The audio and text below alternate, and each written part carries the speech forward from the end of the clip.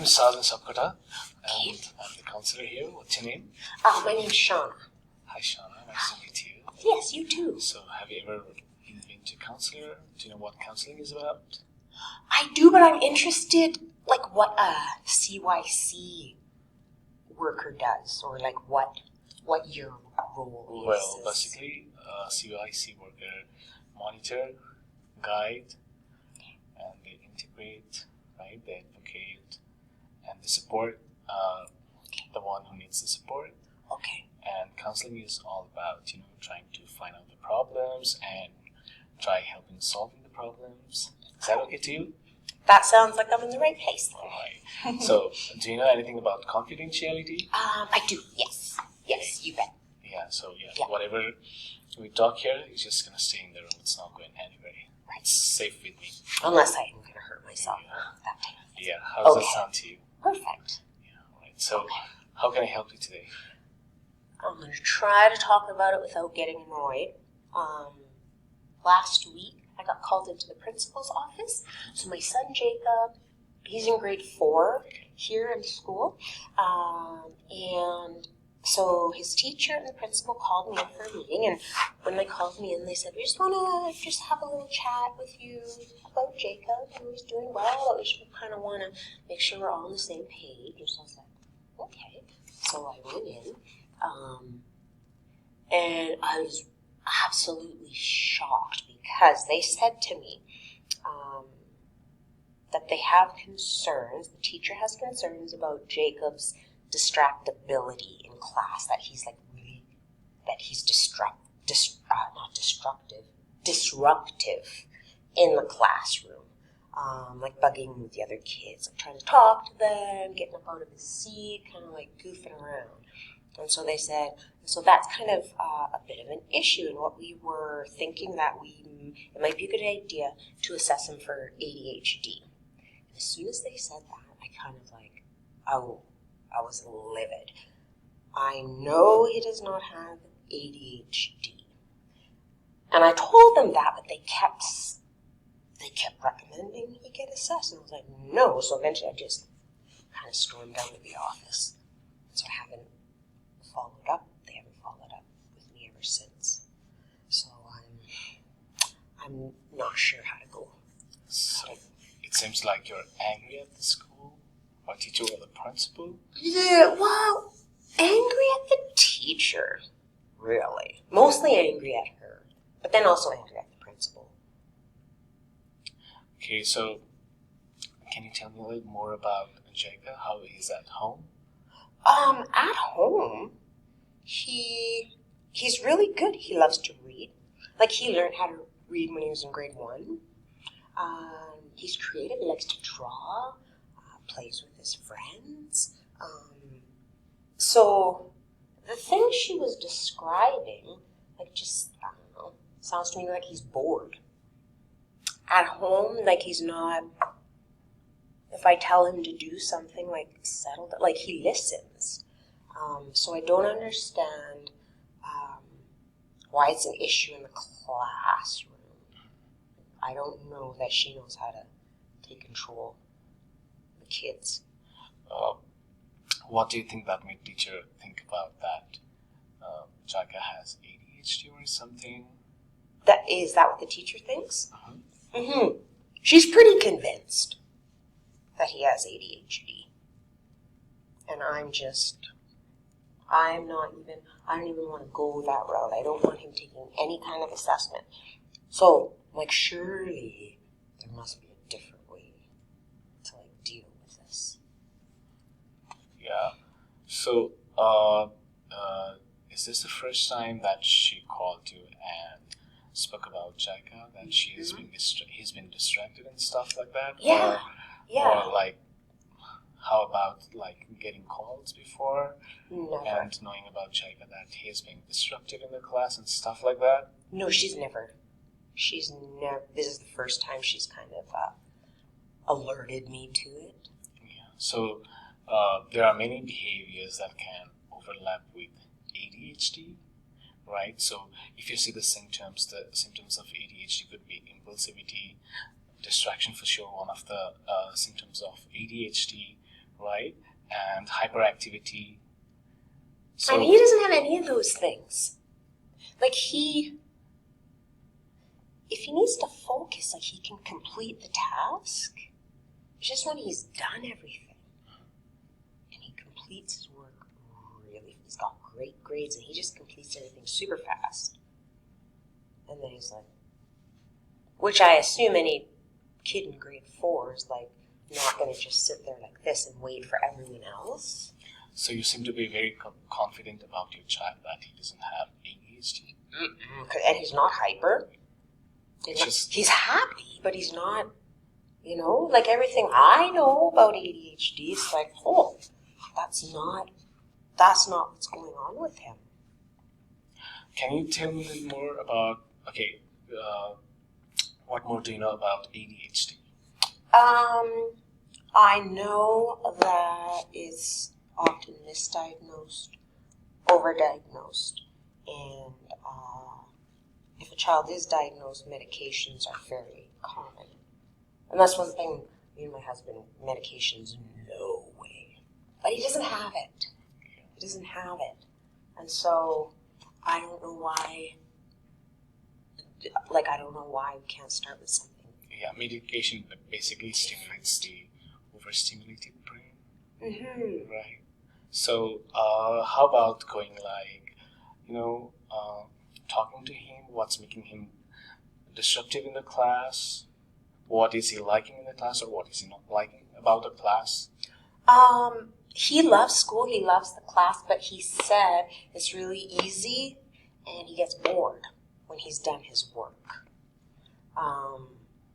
So it's not. I'm like, he's not hyper. I can understand how it's disruptive, him getting out of his seat. Like, I get that. But why in God's name would you assume that the child has ADHD? To me, she's not doing her job if that's the first thing she goes to. So, talking to principal, what did you hear from the principal's? Just that he trusts her opinion and that he supports her in setting up an assessment. But that's not happening. I'm not getting my son assessed for that. That is not the issue. If anything, he's bored. So, how about planning about his routines? At home he's fine. He's got his routines. He's got his chores he needs to do. That's all fine. Can you tell me more about in the school? Well, the only thing I know about school is what she's told me. And when she was saying that, I'm like, yeah, that sounds like any normal kid. I know that he gets bored because he tells me that. He says, I get bored. And he has said, like, sometimes the teacher gets annoyed with me. But that's as far as he goes. Like, he finishes his work fast and he gets bored after that. So maybe you can talk to the teacher and give some other activities so that he can be reserved with the activity, and he's not bored in the class with the other activity too. How about going that way? What would that? I guess too, my concern is I don't know how to go about opening up that conversation with the teacher, especially given how it went last time. And I mean, I guess I don't even know what type of activities would be allowable for him So to do. maybe helping his other friends who has got hardship in dealing with his exercises or the activities in the class, right? Mm-hmm. Or maybe helping teacher. Right. Yeah, helping the teacher sounds better than helping his classmates, because I think that they'd just be distracting each other. Because Jacob's quite a jokester, so I don't know that he would necessarily be the best with another student. But with the teacher, what would that look like? Like what? Because I don't want him to feel like he's being singled out as well and being punished. So for me, it sounds like he's a fun-loving guy. Yeah. right? He's a fun-loving boy. So maybe some fun activities. Maybe he's not the one only who finishes his work fast, right? There could be other friends too. Maybe Right. the teacher can group them, right? And give them some group activities. If he is interested in drawing, as you said, that he loves drawings and stuff like that, maybe he can draw and write few lines on what he draws and stuff like that. That could be that. How does that sound to you? That sounds good, but I don't know how. I mean, that sounds good if she was willing to do that.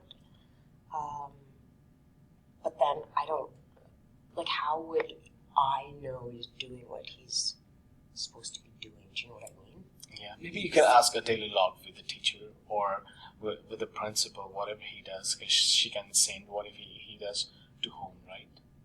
And from that you could know what he's doing in the class, how are his activities going on, or maybe you can ask, or yourself you can ask, instead of disrupting the class, maybe you can just write about the logs, like his journal, what he did after he finished his activity, what are the things that he liked about the class, what are the things he did not like about the class, and maybe you can go through that with the teacher as well and the principal in order to reduce his disruptive behavior. That's how does it sound to you? That sounds better. I don't know if I'm comfortable talking to the teacher just me one-on-one.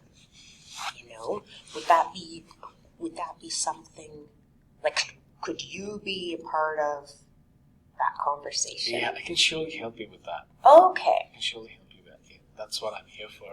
Okay, because that was the part I was worried about. I was like, I don't want to have to deal with her, you know, because I'm pretty sure. Well, I wasn't very nice to her, and I feel bad about that. She has a big classroom, and she's new. She's really new. So I understand that, but at the same time, I want to make sure that she knows I'm on board and I want to help her.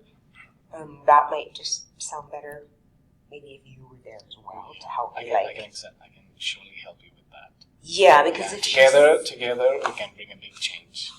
Because if she starts complaining and saying, "Yeah, but with the assessment, that's gonna be hard for me," so then I think like if you're there, that'll be easier for me to like contain myself.